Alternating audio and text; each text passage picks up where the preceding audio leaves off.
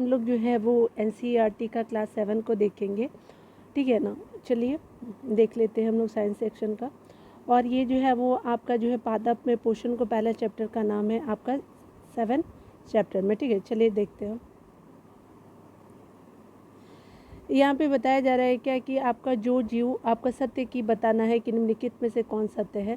जो जीव अपना भोजन स्वयं संश्लेषित करते हैं, स्वपोषी होते हैं, यानी आपका ऑटोट्रॉप्स होते हैं। और आपका जो जीव जो अन्य पादपों द्वारा संश्लेषित आपका भोजन ग्रहण करते हैं उनको विषमपोषी यानी हेटेरोट्रॉप्स कहते हैं। तो ये बोथ आर करेक्ट है, ठीक है। तो आपका सी हो जाएगा, 1 और 2 हो जाएगा, ठीक है। यहाँ पे डिटेल देख लीजिए। यहाँ पे बताया जा रहा है कि आपका जो है उपर्युक्त दोनों कथन जो है सही है। आपका सभी सजीवों को जो है भोजन की आवश्यकता होती है। पादप अपना भोजन स्वयं बनाते हैं, इसलिए इन्हें जो है स्वपोषी भी कहा जाता है। परंतु जंतु एवं अधिकतर अन्य जीव पादपों द्वारा संश्लेषित भोजन ग्रहण करते हैं, इसलिए इसे जो है परपोषी कहते हैं, ठीक है, यानी हेटेरोट्रॉप्स कहते हैं, ठीक है। यहाँ पे बताया जा रहा है क्या कि आपको बताना है कि आपका किन्हें जो पादप की खाद्य फैक्ट्रियाँ कहा जाता है। तो आपका सही उत्तर बताना है। तो आपका जो है पत्ता जो होता है वो पादप की खाद्य फैक्ट्रियाँ होती है। तो पत्ता हो जाएगा, ए हो जाएगा, ठीक है। तना, शाखा और जड़ नहीं होगा, सिर्फ पत्ता होगा, ठीक है, याद रखिएगा। ए हो गया। डिटेल देख लीजिए। यहाँ पे बताया जा रहा है कि पादपों में आपका खाद्य पदार्थों का संश्लेषण मुक्त पत्तियों के द्वारा होता है, इसलिए पत्तियाँ जो होती है पादप की खाद्य जो है वह फैक्ट्रियाँ कही जाती है। मृदा में आपका उपस्थित जल और खनिज जड़ द्वारा अवशोषित किए जाते हैं एवं आपका वाहिकाओं के माध्यम से पत्तियों तक ये पहुँचाए जाते हैं, ठीक है। यहाँ पे देखिए बताया जा रहा है कि आपका जो है बताना है कि निम्नलिखित में से कौन जो है प्रकाश संश्लेषण के लिए आवश्यक है, ठीक है। तो कौन सा जरूरी होता है? क्लोरोफिल, सूर्य का प्रकाश, कार्बन डाइऑक्साइड और जल। सही उत्तर बताना है। तो ये स्पेशली क्या हो जाएगा आपका जो है वो हो जाएगा यहाँ पे डी हो जाएगा, ठीक है। तो चलिए यहाँ पे देख लीजिए आपका 3 का क्या होगा, डी हो जाएगा, ठीक है ना। यहाँ पे क्या हो जाएगा, क्लोरोफिल भी होता है, सूर्य का प्रकाश भी होता है, कार्बन डाइऑक्साइड भी होता है, जल भी होता है। तो इस तरह से आपका आंसर डी हो जाएगा। चलिए डिटेल देख लीजिए।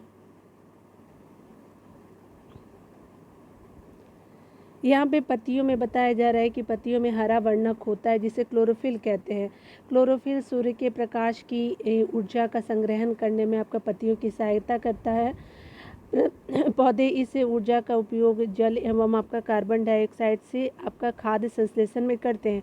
यह आपका खाद्य संश्लेषण जो होते हैं वो सूर्य के प्रकाश की उपस्थिति में होता है, इसलिए इसका जो है इसे आपका प्रकाश संश्लेषण कहा जाता है। सूर्य सभी जीवों के लिए ऊर्जा का मुख्य स्रोत है और आपका सूर्य जो है वो प्रकाश जो है सूर्य प्रकाश संश्लेषण का अनिवार्य जो है हिस्सा है, ठीक है ना, जिसमें कि जिससे सभी जंतुओं को प्रत्यक्ष या अप्रत्यक्ष रूप से ऑक्सीजन या भोजन का प्राप्ति होती है, ठीक है। आगे देखिए यहाँ पे बताया जा रहा है क्या कि आपको बताना है कि कौन सा जो है वो सही है, ठीक है। तो कौन सा सही है, तो प्रकाश संश्लेषण के संदर्भ में आपको बताना है कौन सा कथन जो है वो सही विचार कीजिए। प्रकाश संश्लेषण की प्रक्रिया द्वारा जो है ऑक्सीजन गैस तथा आपका कार्बोहाइड्रेट बनता है। तो प्रकाश संश्लेषण की प्रक्रिया द्वारा ऑक्सीजन गैस और आपका कार्बोहाइड्रेट बनता है। पत्तियों के अलावा जो है पादपों के दूसरे हरे भाग में भी आपका प्रकाश संश्लेषण होता है, ठीक है। तो आपका जो है वो बिल्कुल सही है। पत्तियों के अलावा भी पौधे के हरे जो दूसरे हरे भाग होते प्रकाश संश्लेषण बिल्कुल सही। और प्रकाश संश्लेषण की प्रक्रिया द्वारा ऑक्सीजन गैस और कार्बोहाइड्रेट बनता है, तो ये भी सही। तो आपका जो है 1 और 2 बोथ करेक्ट हो जाएंगे, सी हो जाएगा। चलिए देख लेते हैं। यहाँ पे एक सही है क्योंकि आपका जो है वो बताया जा रहा है क्या कि आपका क्योंकि प्रकाश संश्लेषण की प्रक्रिया में कार्बोहाइड्रेट एवं आपका ऑक्सीजन दोनों बनते हैं।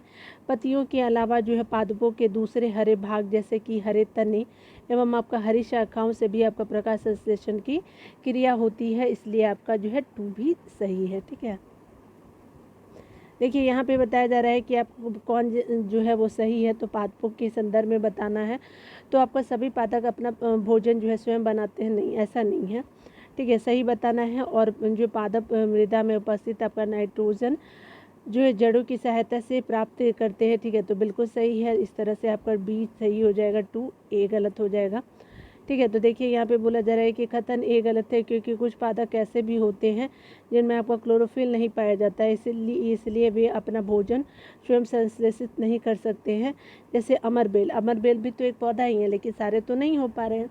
अपना भोजन स्वयं बनाने के लिए आपका जो है वाले पौधे स्वपोषी होते हैं, ठीक है। उसके अलावा जो होते हैं, जबकि वे पादप जो अपना भोजन स्वयं नहीं बनाते हैं, विषमपोषी होते हैं। हेटेरोट्रॉप्स बोली थी ना, वही वाला। विषमपोषी पादप भोजन के लिए जो है जिन पादपों पर निर्भर होते हैं, वे पादप परपोषी कहलाते हैं, यानी होस्ट कहलाते हैं, ठीक है। यहाँ पे बताया जा रहा है कि मिट्टी में आपका उपस्थित कुछ आपका जीवाणु जो गैसीय नाइट्रोजन को विलेय पदार्थों में आपका क्या करते हैं, परिवर्तित करके जो है मृदा में आपका निर्मुक्त कर देते हैं, और जिसे जो है वो पादप जड़ों की सहायता से आपका जल के साथ अवशोषित कर लेते हैं। तो 2 आपका सही है, ठीक है ना। इस तरह से 6 नंबर देखिएगा, यहाँ पे बताया जा रहा है क्या कि निम्नलिखित में से कौन सा जो पादप कीटों को पकड़कर अपना आहार जो है वो प्राप्त करता है, तो घटपर्णी होता है, सी हो जाएगा। कुछ पादप ऐसे होते हैं जो कीटों का भक्षण करते हैं, ऐसे पादप जो होते हैं वो इंसेक्टिवोरस कहे जाते हैं, यानी कीट भक्षी कहे जाते हैं। और घटपर्णी को पीछे प्लांट भी कहते हैं, वीनस फ्लाई ट्रैप हो गए, ठीक है, यानी आपका घटपर्णी आपका पीछे प्लांट होते हैं, ठीक है, इंग्लिश में बोलते हैं इसको। उसके अलावा आपका वीनस फ्लाई ट्रैप हो गए। उसके अलावा सड्यू आपका कीट भक्षी पादप के उदाहरण है, जो आपका इंसेक्टिवाइरस के कैटेगरी में आते हैं, ठीक है। चलिए आगे देखते हैं। यहाँ पे बताया जा रहा है कि वह पोषण जिसमें आपका कुछ जो है वो विचार करना है, और देख लीजिए कि क्या बताना है, तो आपको सत्य बताना है, ठीक है। तो यहाँ पे आपको बताया जा रहा है कि वह पोषण जिसमें से कुछ जीव एक दूसरे के साथ रहते हैं तथा अपना आवास एवं भोजन एक दूसरे के साथ बांटते हैं, सहजीवी संबंध कहलाते हैं, यानी सिम्बायोटिक आपका रिलेशनशिप होता है। वह आगे बताया जा रहा है, एक सही है। वह आपका पोषण जिसमें आपका जीव किसी मृत या फिर आपका विघटित जैविक पदार्थों से आपका पोषण प्राप्त करते हैं, मृतोपजीवी आपका कहे जाते हैं, तो बिल्कुल सही हो जाएगा। तो सत्य हो गया आपका 1 और 2 बोथ आर करेक्ट होगा, ठीक है ना। तो देखिए यहाँ पे बताया जा रहा है क्या कि आपका जो है वो उपयुक्त दोनों जो है कथन सही है। कुछ जीव एक दूसरे के साथ रहते हैं तथा अपना भोजन आवास और भोजन एक दूसरे के साथ बांटते हैं, इसे आपका सहजीवी संबंध कहते हैं। किसी मृत या फिर विघटित आपका जैविक पदार्थ से पोषण प्राप्त करना जो है मृतजीवी आपका पोषण कहलाते हैं। कवक आपका मृतजीवी पोषण का उदाहरण है। कवक की आपकी पोषण प्रणाली भिन्न भिन्न प्रकार की होती है। अब ये आपका मृत एवं आपका विघटनकारी वस्तुओं की जो है सतह पर कुछ जो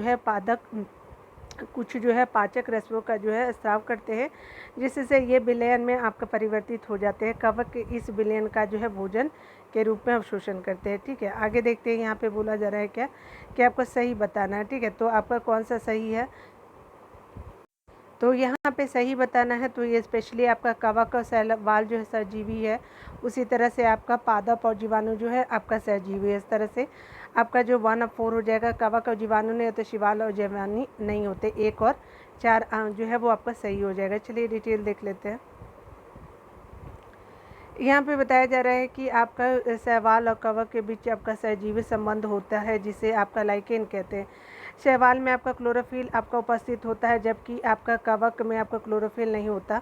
कवक जो है वह शैवाल को रहने का जो है वो स्थान यानी आवास, उसके अलावा जल और पोषक तत्व उपलब्ध कराता है, तथा जो है वो बदले में जो है शैवाल प्रकाश संश्लेषण द्वारा संश्लेषित खाद्य कवक को देता है, ठीक है।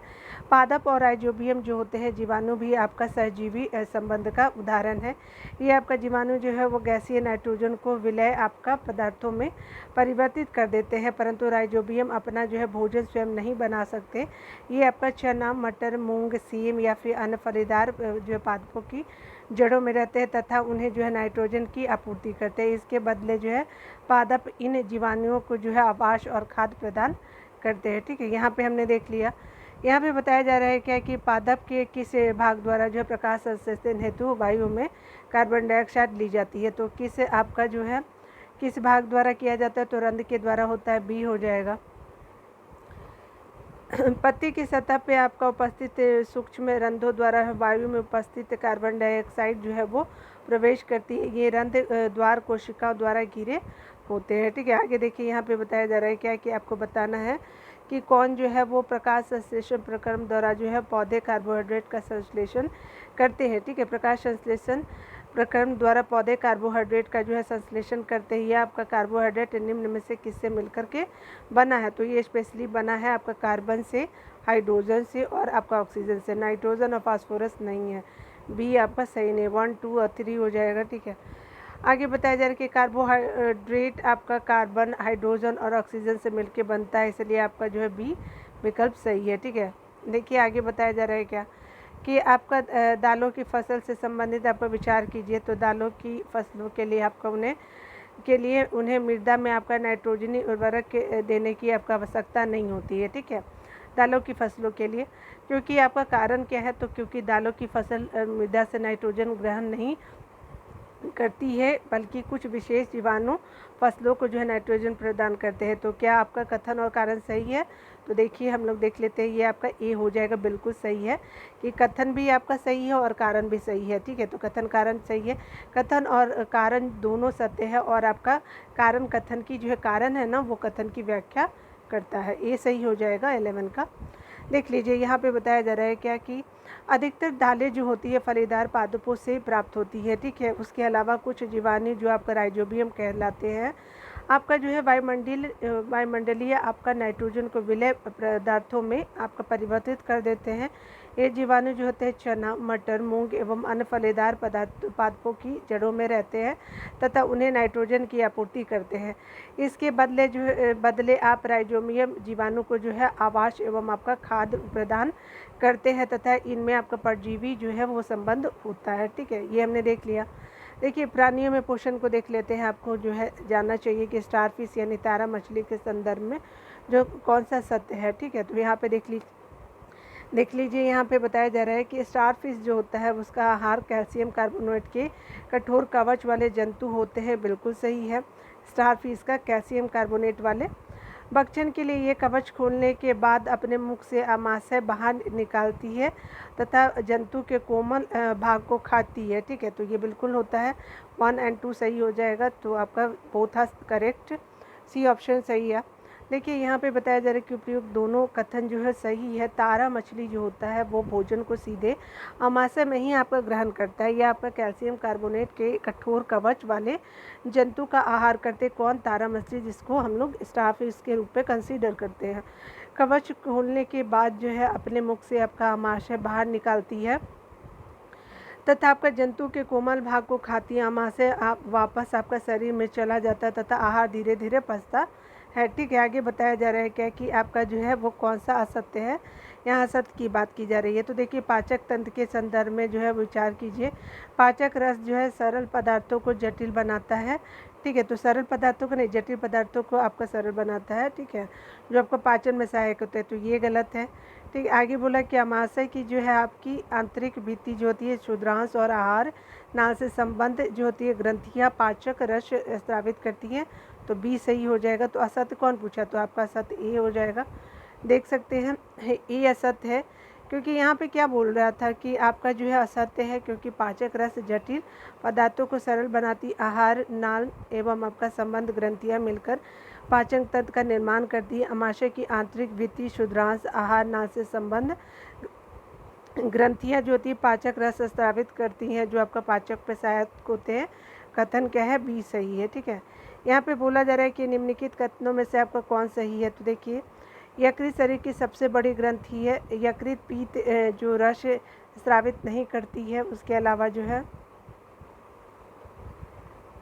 अलावा बताना है कि आपका पीत रस जो है पीत रस वसा के पाचन में महत्वपूर्ण भूमिका निभाता है। तो ये क्या सही बताना है? तो आपका 1 और 3 जो है वो सही है। ठीक है, 2 गलत है। क्यों? क्योंकि देखिए पीत रस जो है वसा के पाचन में आपका महत्वपूर्ण भूमिका निभाती है। ठीक है, यहाँ पे 2 गलत है। क्यों? क्योंकि पीत रस का जो है वो यकृत पीत रस का स्राव करता है, जो एक थैली में संग्रहित होता रहता है, इसे पित्ताशय कहते हैं। अन्य जो है वो आपका सही है। ठीक है, क्या है? तो पहला तो हमने देख लिया। देख लीजिए यहाँ पे आपका जो है वो शरीर जो यकृत शरीर की सबसे बड़ी ग्रंथि है, बिल्कुल सही है। दूसरा जो है अग्नाशय है। चलिए आपका जो है वो बताना है कि आपका जो क्या बताना है, तो सही बताना है।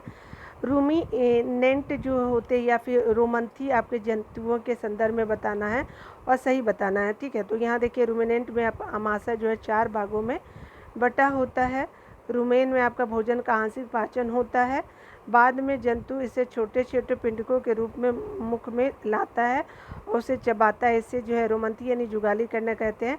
रोमंथी इन द सेंस कि आपका जुगाली जो नहीं मुँह चलाते रहते हैं गाय बैल, वही वाले 1 2 3, ठीक है। तो ये आपका सही हो जाएगा, 4 भागों में बटा रहता है, ठीक है। यानी आपका जुगाली जो होते हैं, तो जुगाली वाले जानवर जो होते हैं उनके आमाशय 4 भागों में होते हैं, ठीक है। रूमेन में वो डाल देते हैं, बाद में उसको निकालते हैं और फिर वो प्रॉपर तरीके से उसको च्यू करते हैं ताकि वो प्रॉपर तरीके से वो डाइजेस्ट हो जाए इन द स्टोमक।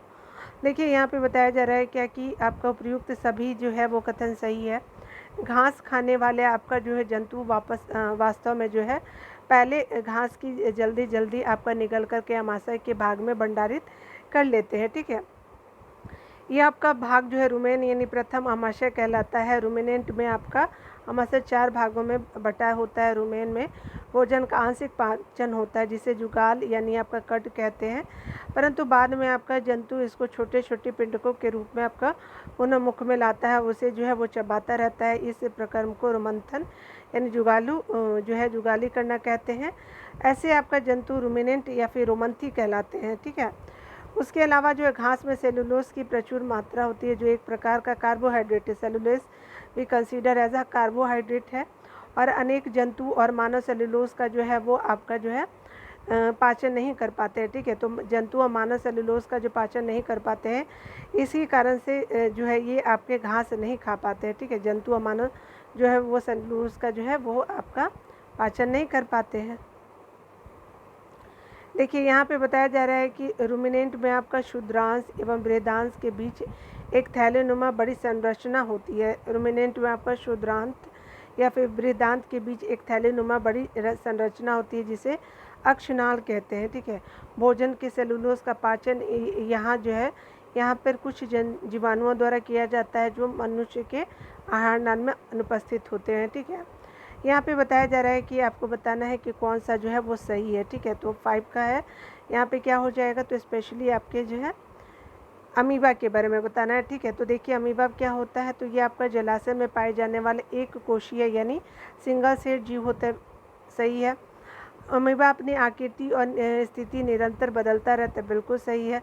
अमीबा की कोशिका में एक कोशिका झिल्ली, एक गोल संघन केंद्रक और कोशिका द्रव्य में बुलबुले के समान अनेक घानियाँ होती है, ठीक है। अमीबा की कोशिका में एक कोशिका झिल्ली, एक गोल संघनन केंद्रक और कोशिका द्रव्य में बुलबुले के समान अनेक घानियाँ होती है, ठीक है। तो सही है, तो ये आपका क्या होगा, तो यहाँ पे क्या हो जाएगा, तो आपका 1 2 3 तीनों सही हो जाएगा। देखिए यहाँ पे बताया जा रहा है कि अमीबा के संबंध में उपयुक्त आपके सभी कथन जो है वो सही है। यह आपका जलाशय में पाए जाने वाला क्या है, एक आपका कोशीय यानी सिंगल सेल है। उसके अलावा जो अपनी आकृति और स्थिति निरंतर बदलता रहता है। इसकी कोशिका में एक कोशिका झिल्ली, एक गोल संघन केंद्रक एवं आपका कोशिका द्रव्य में बुलबुले के समान अनेक जो है घानियाँ उपस्थित होती हैं, ठीक है। तो देख लिया हमने। यहाँ पे देखिए बताया जा रहा है क्या कि आपको बताना है कि यहाँ पे कौन सही है, ठीक है। तो देखिए आमाशय अम्ल का निर्मोचन करते हैं, तो ये 4 हो जाएगा। छोटी आंत जो है तो पचे हुए भोजन का रुधिर वाहिका में अवशोषण होता है, 2 हो जाएगा, ठीक है। तो आपका जो पहला क्या होगा, जल का निर्मोचन कहते हैं। छोटी आंत जो होता है पचे भोजन का रुधिर आपका वाहिकाओं में जो है वो अवशोषण करते हैं। बड़ी आंत जो है वो जो है स्पेशली जल का अवशोषण करते हैं। और यकृत तो अभी हमने ऊपर देखा था कि आपके शरीर की सबसे बड़ी ग्रंथि होती है, ठीक है। तो अग्नाशय 2nd नंबर पे होती है, ठीक है। तो याद रखिएगा, ठीक है ना। तो आपका 3 1 हो जाएगा, 4 2 3 1 आपका बी सही हो जाएगा। देख भी सकते हैं आपका यहाँ पे बताया जा रहा है कि आमाशय का आंतरिक स्तर यानी सतह श्लेष्मल आपका हाइड्रोक्लोरिक अम्ल या फिर पाचक रस स्रावित करता है। शेषमल आपका अम्लाशय के आंतरिक स्तर को सुरक्षा प्रदान करता है।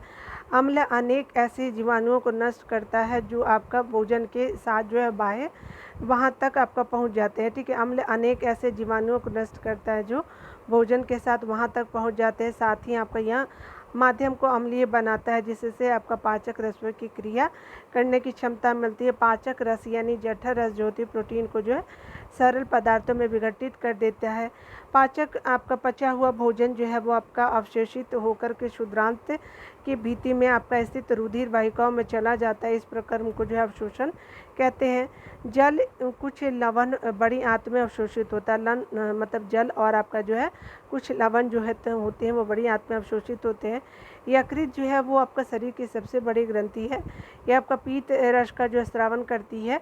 पीत रस जो है वसा के पाचन में महत्वपूर्ण भूमिका निभाता है। ठीक है, यहाँ पे देखिए बताया जा रहा है कि कौन सा जो है वो सही है। कार्बोहाइड्रेट, प्रोटीन एवं वसा महत्वपूर्ण खाद्य संगठक है, तो बिल्कुल सही है। इनका पाचन जंतुओं के शरीर में इसी रूप में होता है नहीं। ठीक है, तो आपका ए सही हो जाएगा। ठीक है, देखिए यहाँ पे बताया जा रहा है कि व्याख्या अगर देखें तो कार्बोहाइड्रेट, प्रोटीन, वसा, विटामिन आदि हमारे जो होते हैं भोजन के महत्वपूर्ण संघटक है, परंतु इनका जो है पाचन हमारे शरीर में इस रूप में ना होकर के छोटे छोटे अवयव के रूप में होते हैं। कार्बोहाइड्रेट का पाचन ग्लूकोज के रूप में, वसा का पाचन अम्ल के रूप में और ग्लिसरॉल के रूप में होता है वसा का पाचन। ठीक है, प्रोटीन का जो है पाचन अमीनो अम्ल के रूप में होता है। ठीक है, चलिए आगे देखते हैं। यहाँ पे बताना है कि आपका जो है कौन सा सत्य है। ठीक है, तो यहाँ पे बताना है कि पाचक क्रिया के संदर्भ में आपको कौन सा विचार करना है। तो आपका कार्बोहाइड्रेट जो है वो सरल शर्करा जैसे आपका ग्लूकोज में परिवर्तित हो जाता है। वसा अम्ल और ग्लिसरॉल में आपका परिवर्तित हो जाए। वसा अम्ल ग्लिसरॉल में परिवर्तित होता है। प्रोटीन अमीनो अम्ल में परिवर्तित हो जाता है। उसके अलावा जो कार्बोहाइड्रेट सरल शर्करा जैसे आपका ग्लूकोज में परिवर्तित हो जाते हैं। ठीक है, तो ये 2 और 3 तीनों सही हो जाएगा, तो आपका क्या हो जाएगा, डी सही हो जाएगा। ठीक है, तो सभी सही है। छोटी आंत में आपका पाचन का एक महत्वपूर्ण चरण है। यह आपका यकृत और अग्नाशय से स्राव प्राप्त करती है। इसके अतिरिक्त इनकी भित्ति से भी कुछ आपका रस स्थापित होते हैं।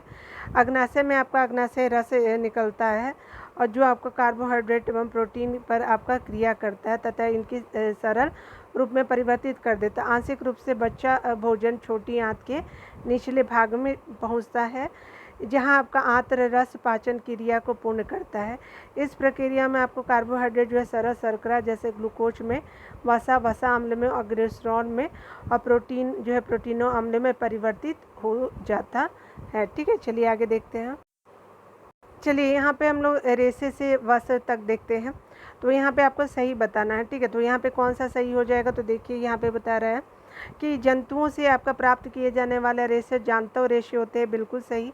रेशम के रेशे जो होते हैं वो रेशम कीट के कोशिश से प्राप्त होते हैं, बिल्कुल सही। भेड़, बकरी और याक ऊन दोनों देने वाले आपका जंतु है, तो 1, 2, 3 तीनों सही है, तो डी हो जाएगा।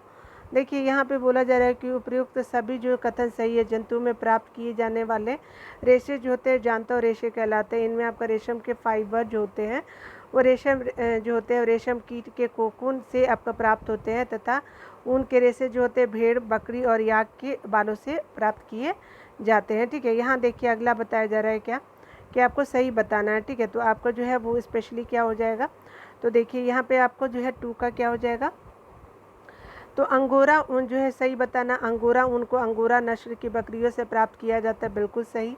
अंगोरा नस्ल की बकरियां जो है कश्मीर के पहाड़ी क्षेत्रों में पाई जाती है, बिल्कुल सही।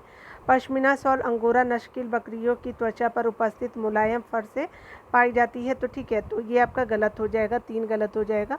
ठीक है, तो आपका क्या हो जाएगा सही, 1 और 2 बिल्कुल सही हो जाएगा, 3 गलत है। ठीक है, तो देख लीजिए आपका डिटेल में बताया जा रहा है कि 3 गलत है, क्योंकि शरीर के मशहूर आपका पश्मीना शॉल जो है कश्मीरी बकरियों की आपका त्वचा पर उपस्थित मुलायम जो है बालों से बनाई जाती है।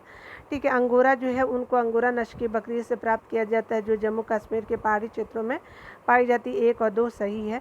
यहाँ पे बताया जा रहा है क्या कि आपका जो है सही बताना है 3 को। तो आपका जो है रेशम के संदर्भ में, तो देखिए रेशम कीट पालन को जो सेरीकल्चर कहते हैं, बिल्कुल सही। रेशम फाइबर यानी रेशम प्रोटीन से बने, तो बिल्कुल सही। रेशम के आपका रेशे जो होते हैं रेशम कीटों से प्राप्त होते हैं, बिल्कुल सही। तो आपका 1, 2, 3 आपका तीनों सही हो जाएगा। देखिए यहाँ पे बताया जा रहा है क्या, डिटेल देख लीजिए। रेशम कीट जो होते हैं पालन को सेरीकल्चर कहा जाता है।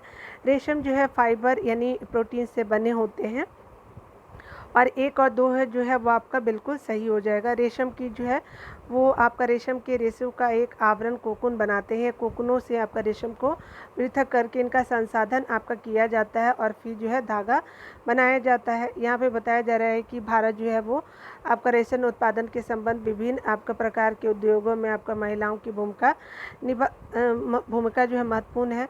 रेशम कीट जो है पालन कोकून यानी कोश से आपका रेशम को निकालने और कच्चे रेशम से आपका वस्त्र निर्माण आदि कार्य अधिकतर महिलाओं द्वारा किया जाता है। बिल्कुल सही।